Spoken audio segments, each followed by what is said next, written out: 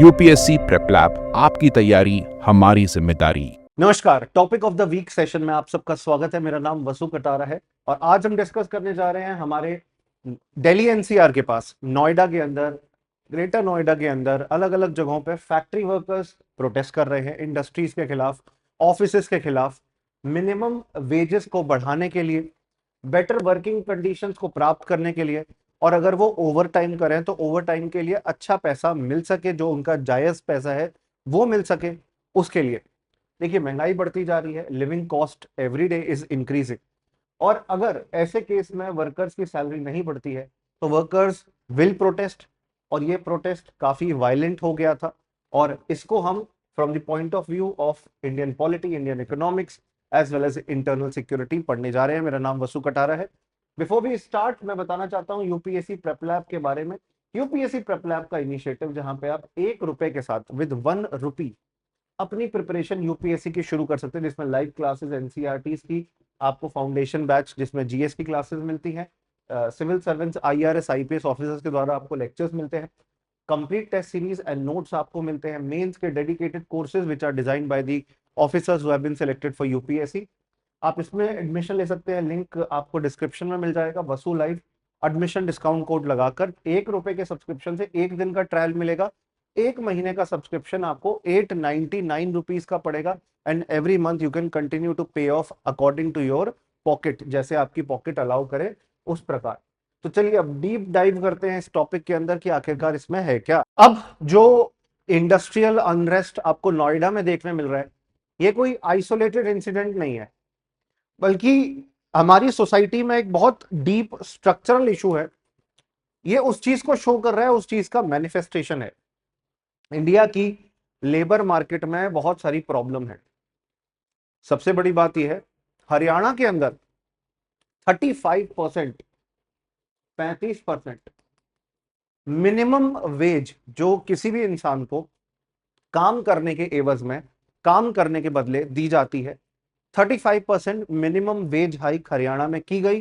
क्योंकि मानेसर जो हरियाणा में एक जगह है, वहां पर प्रोटेस्ट हुए थे। तो अगर एक स्टेट में ऐसा हुआ तो उसकी पास वाली स्टेट में ऐसा क्यों नहीं हो रहा? तो इस वजह से वेज डिस्पैरिटी को लेकर प्रोटेस्ट शुरू हुआ यूपी के नोएडा शहर के अंदर, और सिचुएशन अब प्रोटेस्ट से आगे थोड़ा वायलेंट हो गया, आगे भी एस्केलेट हो गई।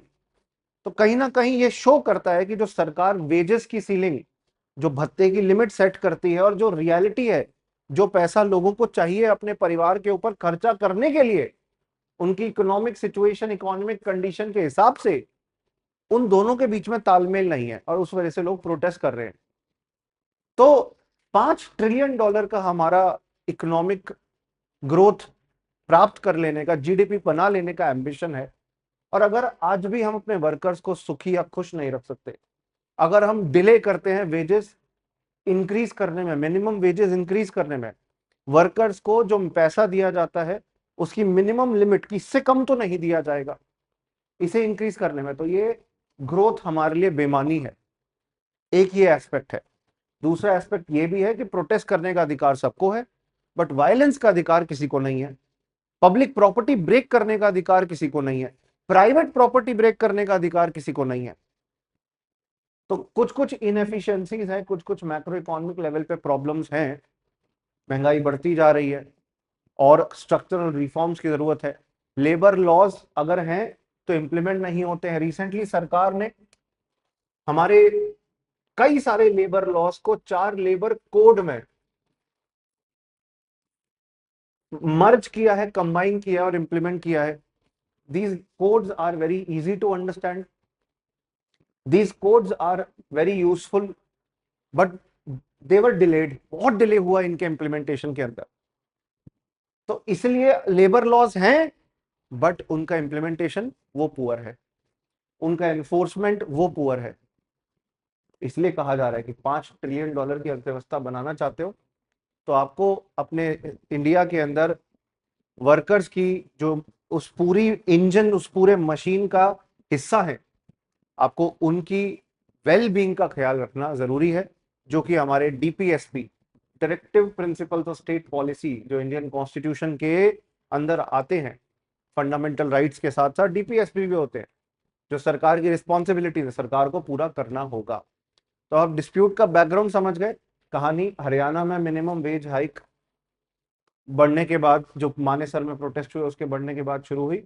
लास्ट यूपी के अंदर 2012 में मिनिमम वेजेस रिवाइज हुए थे, स्टेट लेवल पे होते हैं क्योंकि ये, तो मतलब हमारे देश के अंदर जो फेडरल वेज सिस्टम है, अब आप कहोगे सर ये फेडरल क्या होता है? फेडरल मतलब स्टेट लेवल पर, वेज सिस्टम मतलब सैलरीज, वेतन भत्ता जो दिया जाता है, इसमें बहुत बड़ी प्रॉब्लम है, जिस वजह से ये सारी प्रॉब्लम इनिशिएट हुई है।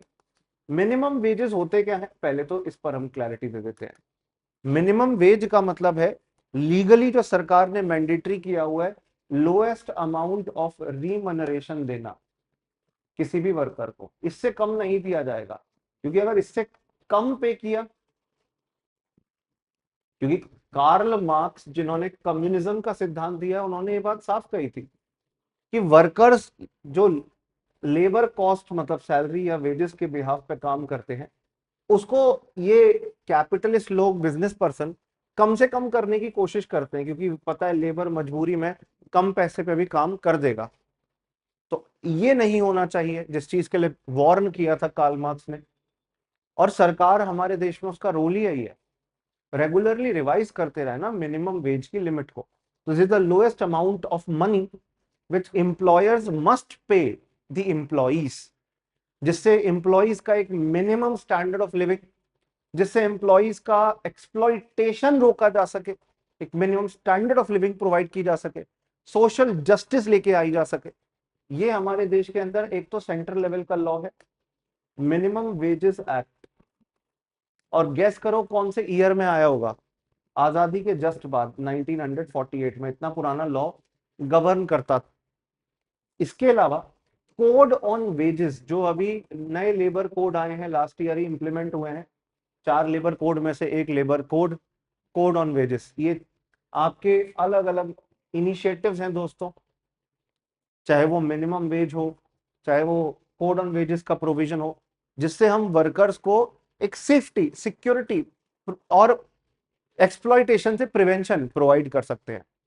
अब आप मिनिमम वेज समझ गए। मिनिमम वेज के अंदर बेसिक वेजेस देखी जाती है कि भाई कितना पैसा, जिससे खाना पीना, बच्चों की पढ़ाई लिखाई ये होनी चाहिए। आइडियली ये हर 5-5 साल के अंदर, 5-5 ईयर्स के अंदर रिवाइज होती रहनी चाहिए। जैसे जैसे इन्फ्लेशन बढ़ रहा है, इन्फ्लेशन हम आजकल सीपीआई, कंज्यूमर प्राइस इंडेक्स के हिसाब से नापते हैं। इन्फ्लेशन के चैप्टर में आप पढ़ते भी हैं, consumer price index of industrial workers उसके साथ कनेक्टेड होता है। ये हर 5 साल में मिनिमम वेज की लिमिट रिवाइज होनी चाहिए। सबसे latest data CPI, consumer price index, जो ग्राहकों के लेवल पे, आप और मेरे जैसे लोगों के लेवल पर महंगाई को नापता है। सरकारी नौकरी में रहने, काम करने वाले लोगों की सैलरीज भी रेगुलरली रिवाइज होती है, उनका डीएनएस अलाउंस, महंगाई भत्ता भी रिवाइज होता है सीपीआई के बेसिस पर। आरबीआई भी सीपीआई को यूज करता है। महंगाई आप 3 लेवल पर नाप सकते हो।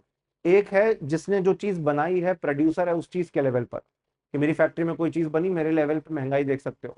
एक होती है होलसेलर के लेवल पर, हजारों किलो सामान खरीद लिया किसी ने, उसके लेवल पर महंगाई कितनी बड़ी है पास से लेकर अब तक। और नेक्स्ट होता है ग्राहकों के लेवल पर, कंज्यूमर के लेवल पर। तो आप समझ गए हैं मिनिमम वेजेस होता क्या है। और मिनिमम वेजेस रिवाइज करने की मांग थी, जो 2012 के बाद से यूपी के अंदर रिवाइज नहीं हुई है। तो इंटेंशन क्लियर हो गया, वेज इंक्रीज करनी है, इसके पीछे सारा समस्या, सारी प्रॉब्लम चल रही है। अब ट्रिगर्स क्या क्या थे वो हम देखने जा रहे हैं, क्यों ये प्रेशर कुकर जैसे हालात बन गए हैं। लेट्स सी दैट, क्योंकि बहुत सारे ट्रिगर हैं। सबसे पहला है रीजनल डिस्पैरिटी, हरियाणा वाला एस्पेक्ट, वहां पे काफी मिनिमम वेजेस में इंक्रीज हुआ। वर्कर्स जो नोएडा के थे उन्होंने कहा हमारा हुआ नहीं है, ये तो हमारे साथ इनजस्टिस है। तो they felt that this is a grave injustice, this is a very big injustice. दूसरी बात, माइग्रेशन वर्कर्स का, अब यूपी से वो हरियाणा की ओर माइग्रेट करने लगेंगे कि वहां पे ज्यादा मिनिमम वेजेस मिलती है तो वहां चलो। यूपी की इंडस्ट्री का इससे एक खराब हाल होगा, बुरा हाल होगा, इंडस्ट्रीज ग्रो नहीं कर पाएंगी। तो एक रीजनल वेज डिस्पैरिटी का एस्पेक्ट यहाँ पे आपको देखने मिलता है। दूसरी बात, महंगाई बढ़ रही है, rising cost of living is there. Food inflation is high, very high, खाने पीने की चीजें काफी महंगी हो गई हैं, मकान का किराया हो गया, और जियो पॉलिटिकल इंस्टेबिलिटी की वजह से दूसरे देशों से आप जो खरीदते हो, चाहे गोल्ड हो गया, चाहे ऑयल हो गया, चाहे इलेक्ट्रॉनिक्स हो गए, चाहे फार्मास्यूटिकल प्रोडक्ट्स हो गए, तो इंपोर्टेड इन्फ्लेशन भी आ रहा है। इंपोर्टेड मतलब दूसरे देशों से इंपोर्ट होकर आ रहा है उन देशों में जियो पॉलिटिकल इंस्टेबिलिटी की वजह से। खास तौर पे वेस्टर्न एशिया, जो हमारा मिडल ईस्ट का हिस्सा है, उसकी हम बात कर रहे हैं। फिर post Covid economic distress is also a big problem. Covid के बाद क्या हुआ है? वर्कर्स की सैलरी बढ़ी है? नहीं, स्टैग्नेट हो गई है। लॉकडाउन में खास तौर पर स्टैग्नेट हो गई थी। वर्कर्स फॉर्मली ग्रो हो पाए? नहीं, वहां पे भी इनफॉर्मलाइजेशन काफी ज्यादा हुआ है। फॉर्मल मतलब भाई अच्छी जॉब जिसमें लेबर लॉ अप्लाई हो, जिसमें पेंशन प्रोविडेंट फंड का फायदा मिले, वर्कर्स को वो फायदे भी नहीं मिल पा रहे हैं। That's the biggest problem, that's the biggest concern. वो बेनिफिट भी वर्कर्स प्राप्त नहीं कर पा रहे हैं। वर्कर्स की बार्गेनिंग पावर भी कम हो गई है। This is this all is happening after Covid crisis. तो ये अनरेस्ट होना ही था, ठीक है ना। वर्कर्स कभी ना कभी प्रेशर कुकर जैसे सीटी प्रेशर बढ़ने की वजह से बच जाती है, तो वो होना ही था।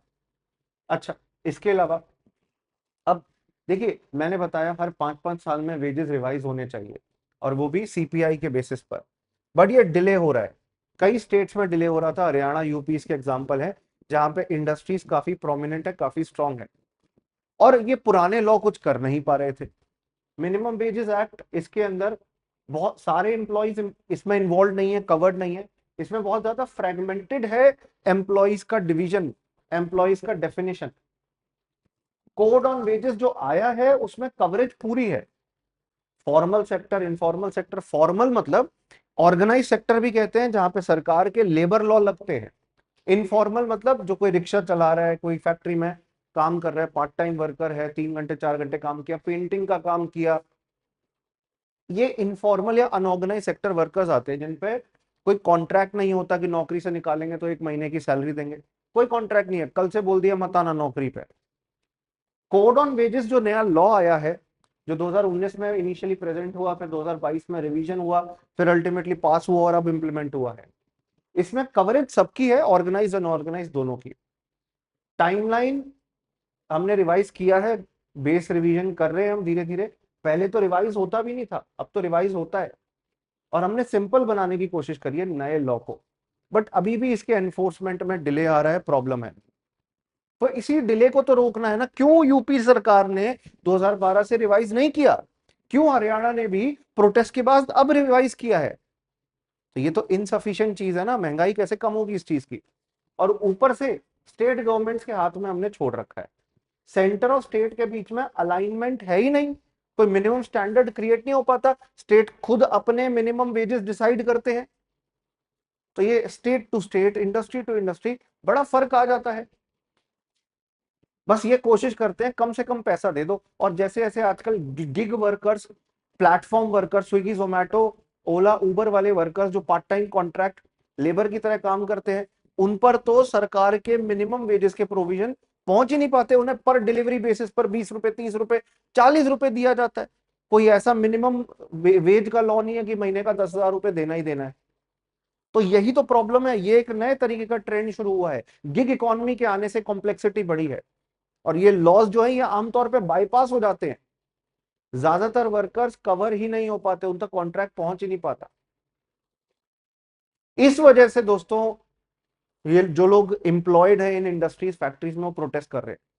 बट प्रोटेस्ट वायलेंट हुआ। कुछ लोग तो ये भी कहने लगे कि इसमें पाकिस्तान का हाथ है। ब्लीड इंडिया थ्रू 1000 कट्स के तहत इंडिया में वो एक इंडस्ट्रियल अनरेस्ट करा रहा है। बट देखो, on the face of it हमें साफ दिख रहा है कि रिवीजन नहीं हुआ है, ठीक है ना। मैं मानता हूं वायलेंस करना गलत है, बट प्रोटेस्ट करना तो हम सबका अधिकार है एज पर द कॉन्स्टिट्यूशन। तो इसीलिए हमें दोनों एस्पेक्ट्स के बीच में एक बैलेंस क्रिएट करना है, ठीक है ना। ग्राउंड रियलिटी मैंने आपको समझाई दी है, बताई दी है क्या है। और देखें, एक और बड़ी समस्या है। आप देखिए कि मिनिमम वेजेस का लॉ थ्योरेटिकली सबके लिए है, पर मिलता कुछ ही लोगों को है, जो प्रॉपर फॉर्मल एम्प्लॉइज हैं, डॉक्यूमेंटेशन कॉन्ट्रैक्ट के तहत काम करते हैं। जिसको बोल दिया कल से नौकरी पे आ जा, कल से नौकरी छोड़ दे, उसके ऊपर तो ये अप्लाई भी नहीं होते।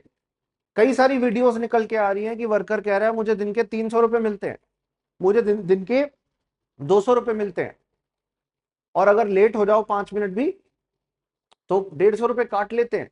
वर्कर्स की प्रॉब्लम है, मैं उस बात को डिनाई नहीं कर रहा।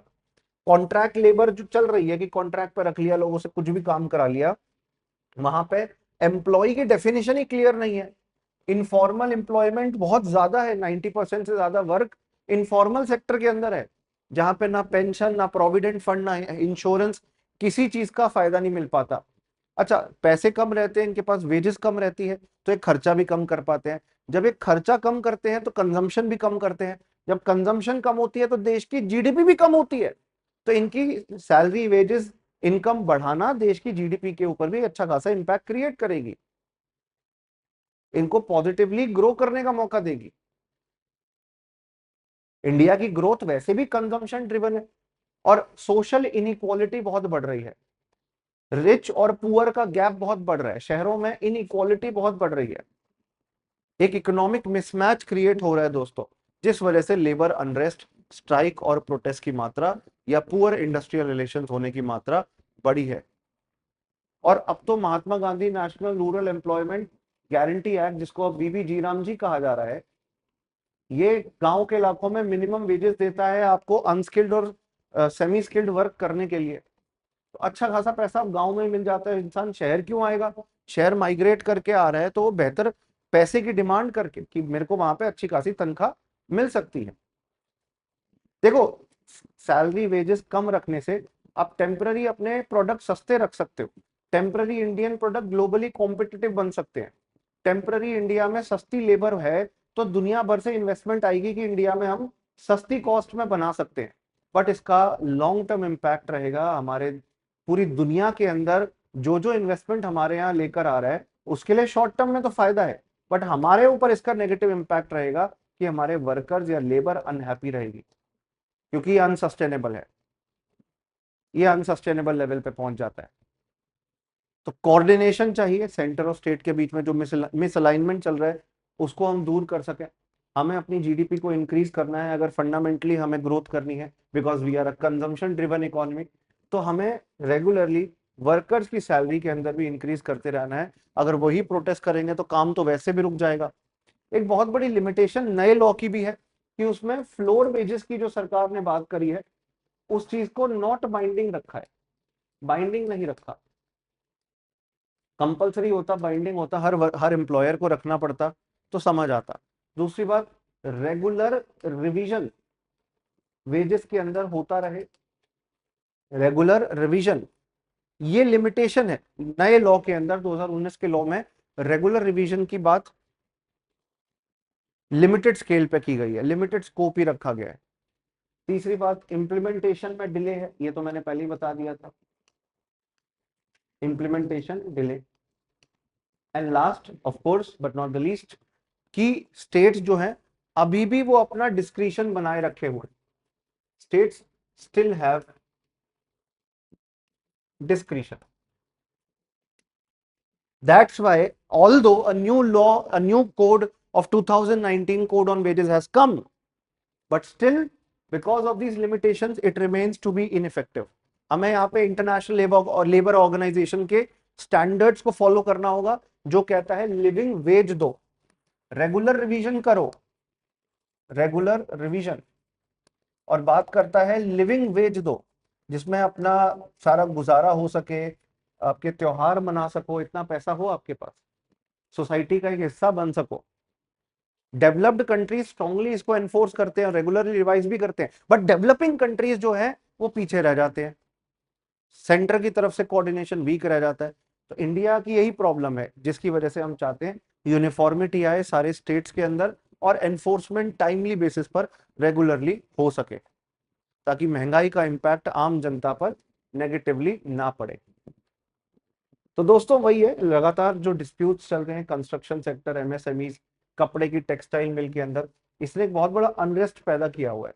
इस अनरेस्ट को सॉल्व करना चाहते हो, बिकॉज मैन्युफैक्चरिंग पर नेगेटिव इम्पैक्ट पड़ेगा, सर्विस सेक्टर पे जो वर्कर्स काम कर रहे हैं वहां नेगेटिव इम्पैक्ट पड़ेगा, एग्रीकल्चर के अंदर जो काम करते हैं लोग मिनिमम वेज अगर वहां पे नहीं दी जाती, क्योंकि एग्रीकल्चर में सबसे ज्यादा इंपैक्ट है इस चीज का, सीजनल अनएम्प्लॉयमेंट भी रहता है एग्रीकल्चर में, अगर कोई किसी और के खेत पे मजदूरी का काम करता है, तो ये अल्टीमेटली हमारे लिए एक बड़ी प्रॉब्लम क्रिएट कर सकता है। तो अल्टीमेटली हमें ये इनइक्वालिटी खत्म करनी है, अनरेस्ट खत्म करना है, और इस प्रॉब्लम के सोल्यूशन की तरफ हमें जाना है, रीअलाइनमेंट करना होगा।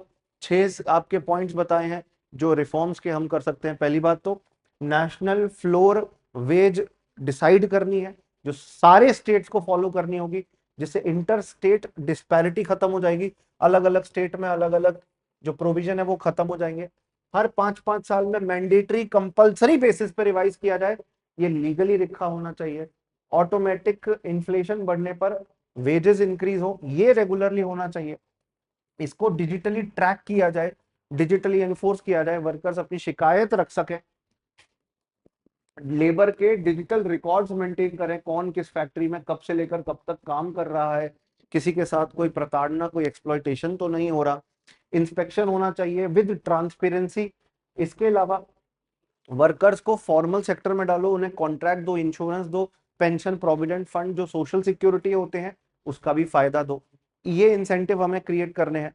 हमें इन्फ्लेशन को भी रिड्यूस करना है, आरबीआई का काम है महंगाई को कंट्रोल में रखने का, सरकार का काम है महंगाई को कंट्रोल में रखने का। And last but not the least, हर समस्या का समाधान टेबल पे बैठ के डिस्कशन से होता है, डेलिबरेशन से होता है, नेगोशिएशन से होता है।